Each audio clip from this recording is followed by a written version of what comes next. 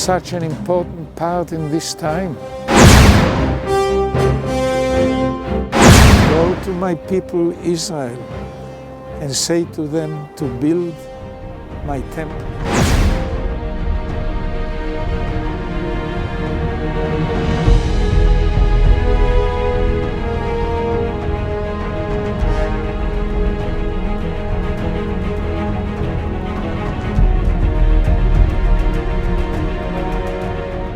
Ja, es ist sehr bedrückend und sehr schlimm, was Martin Luther hier formuliert.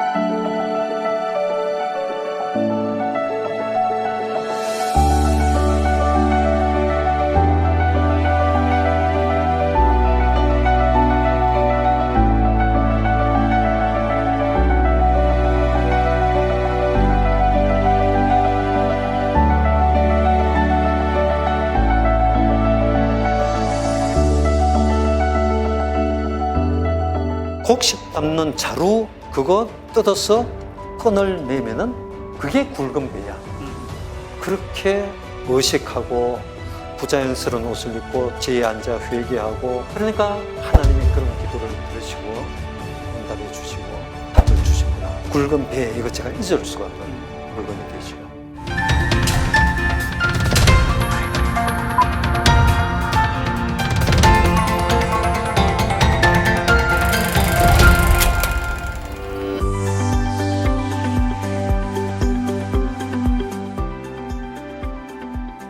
우와, 여기는 토라방인가 봐요. 예, 이 방은 예수님이 평소에 다니시던 나사렛 회당, 거기 가면은 터가 남아 있습니다. 네네. 그 터 크기만큼 이렇게 지어서 회당을 설명할 때 우리가 이 방에서 설명을 합니다. 그러면 이쪽으로 오실까요? 이건 뭐예요? 이건 탈무드입니다. 아, 탈무드. 탈무드.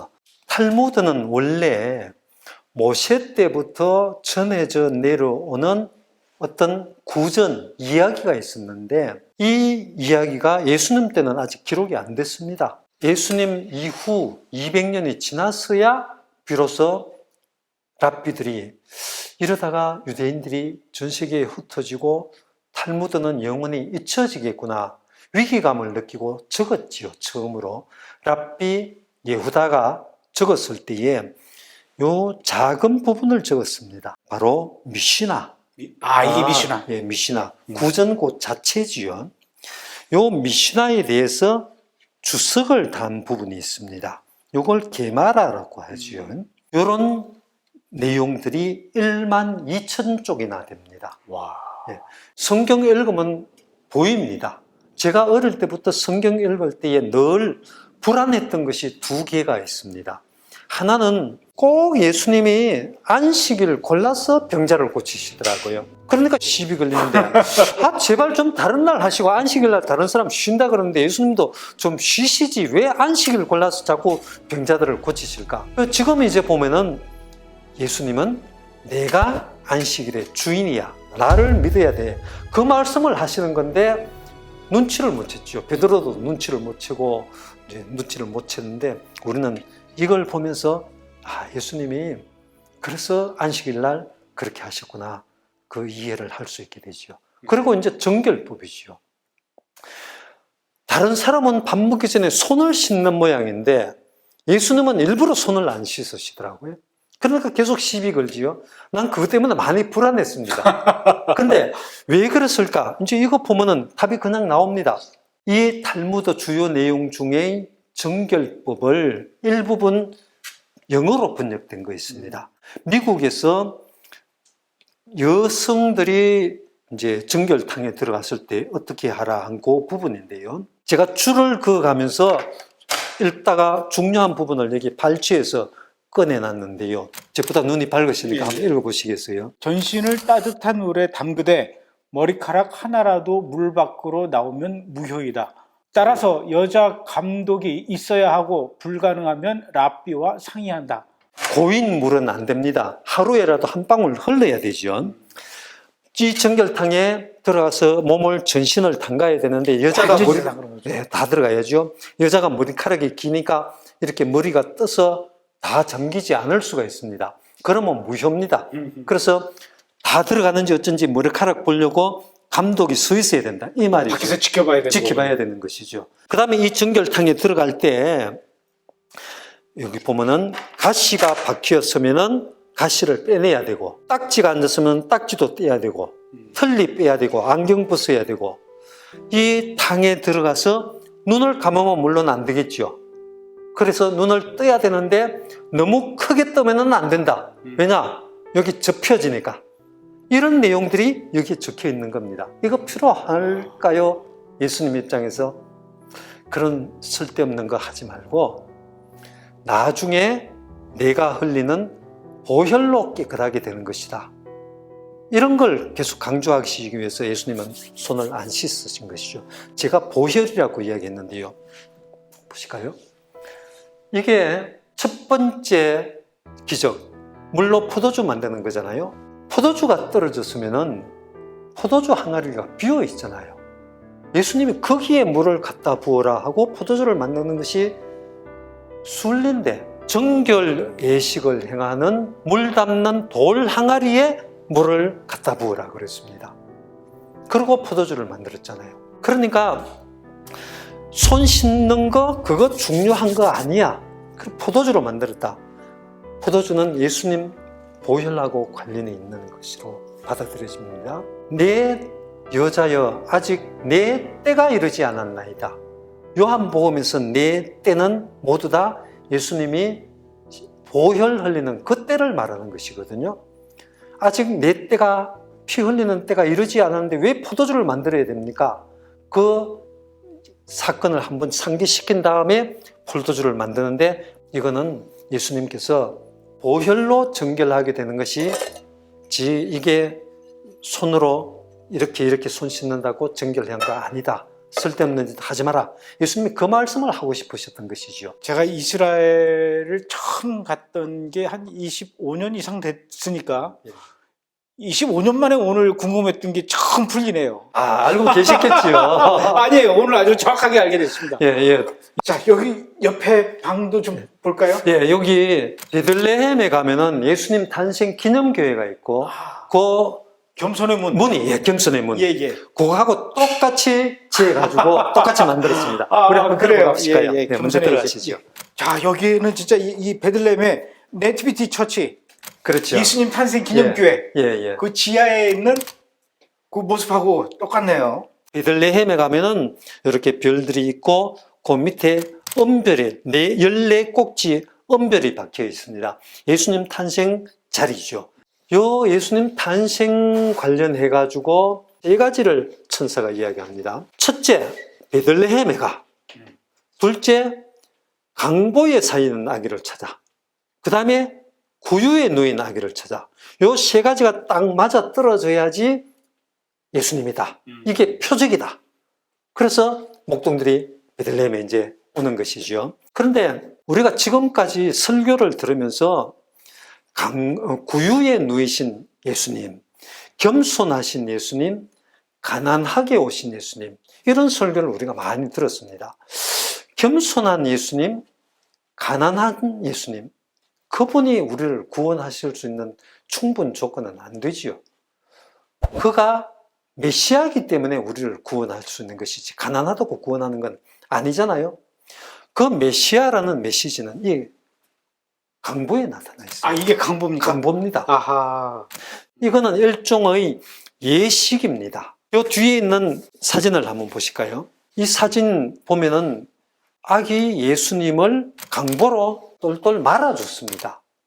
저것은 사탄은 원을 뚫지 못한다. 그런 믿음이 있어서 원으로 감아둔 겁니다. 사탄이 아기에게 들어가지 못하게 이렇게 똘똘 감아주는 거. 지금 그 구실을 하는 것이 강보지요. 여기만 봐도 그냥 이 베들레헴에 와 있는 것 같네요. 성지순례 못 가시는 분들이 여기 와서 이것이라도 보니까 아니 저는 성지순례 가도 이런 설명을 못 들으니까 그래요. 훨씬 낫네요. 성지순례 가는 거보다. 예.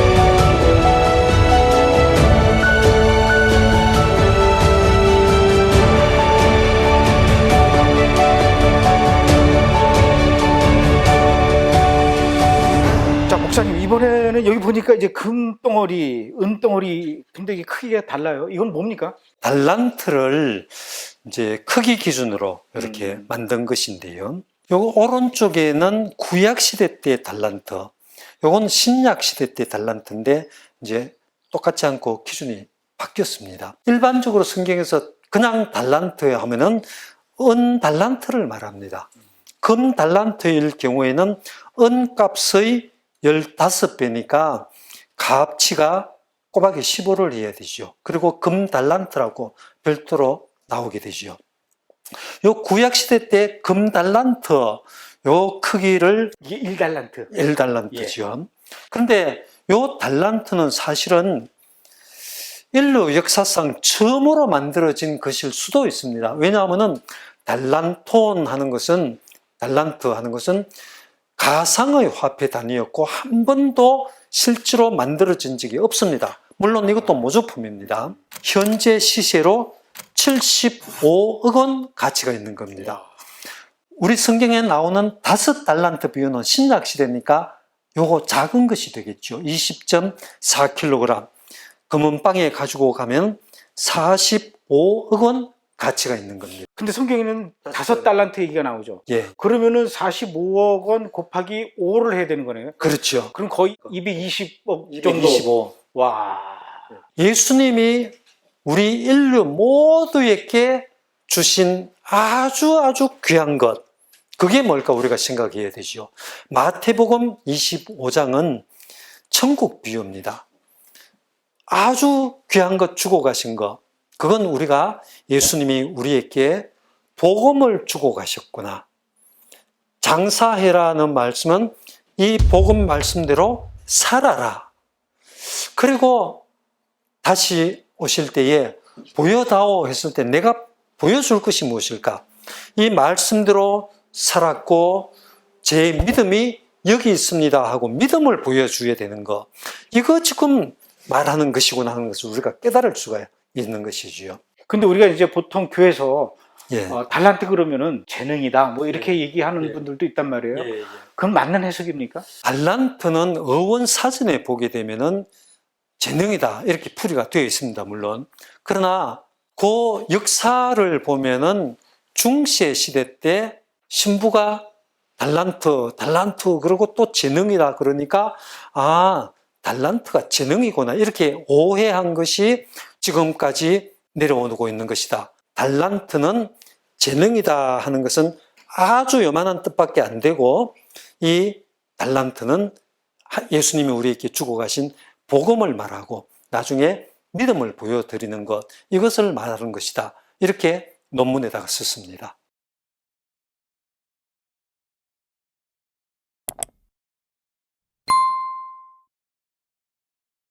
자, 목사님, 여기는 마치 무슨 민속박물관 같아요.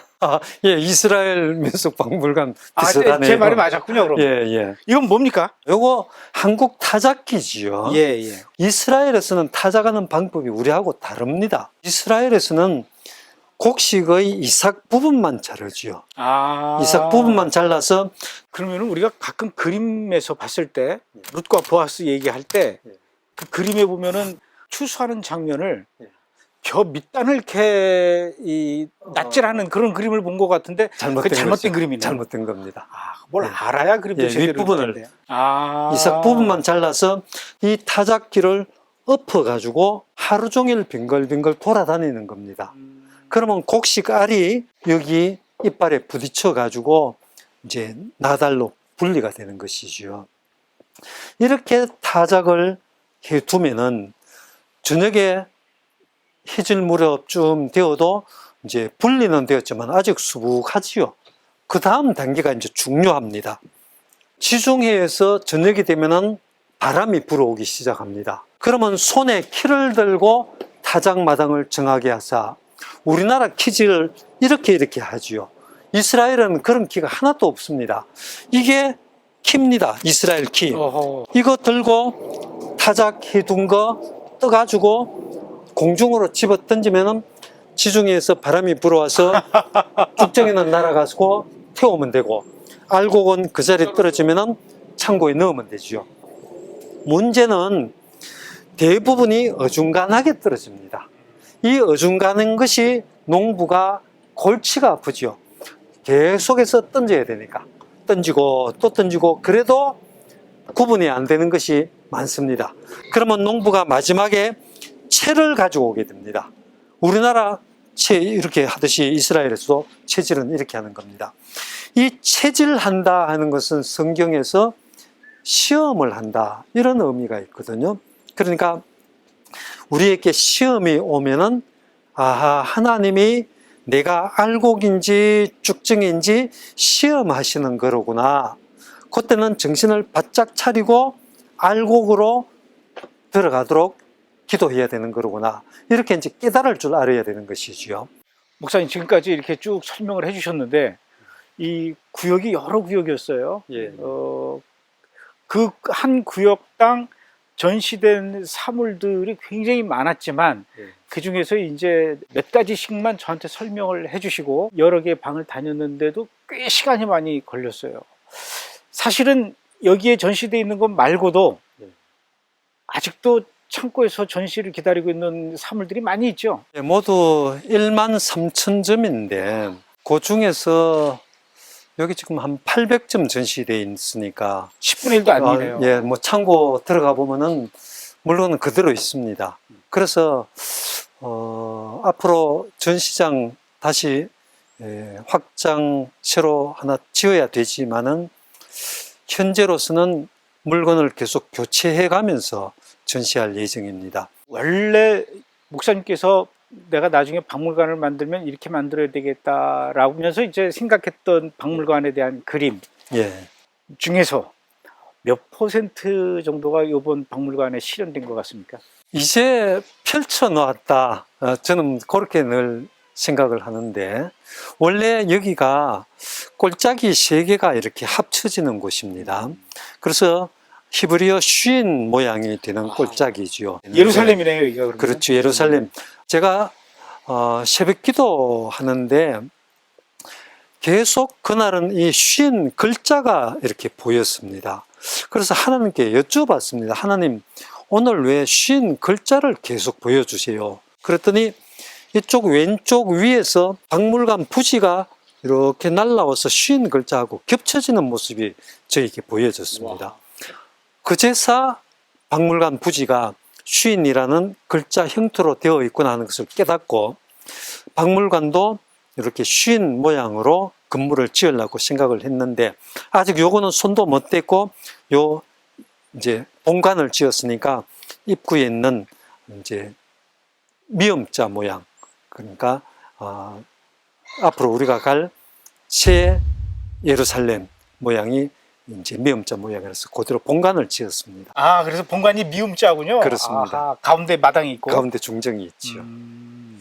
그리고 그것 말고도 이제 또 야외에 예. 성서 식물들이 이렇게 쭉 심겨져 있는 예. 야외 또 전시장이 있어요. 예, 그렇죠. 그것도 들여다 보려면 또 시간이 한참 걸릴 것 같은데. 식물은 참 누구나 하기가 힘드는 일 중에 하나인데 정정숙 소장이 책을 썼는데 모두 123가지입니다.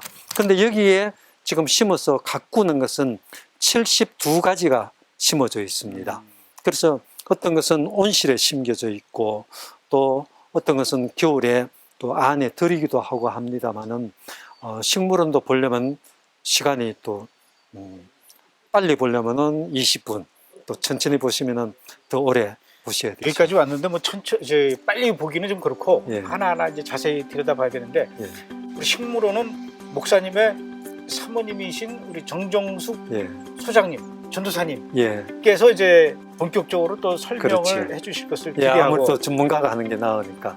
한 번 더 와야 될 것 같아요. 네, 그렇게 하십시다. 또 와도 설명해 주시겠죠? 네, 감사하지요, 뭐 우리는. 알겠습니다. 그럼 저희가 오늘 이 박물관 투어는 예. 여기까지 하고 다음에 또 와서 예. 이번에 식물원을 또 구경하도록 하겠습니다. 예, 고맙습니다. 예, 기다리겠습니다. 예. 감사합니다.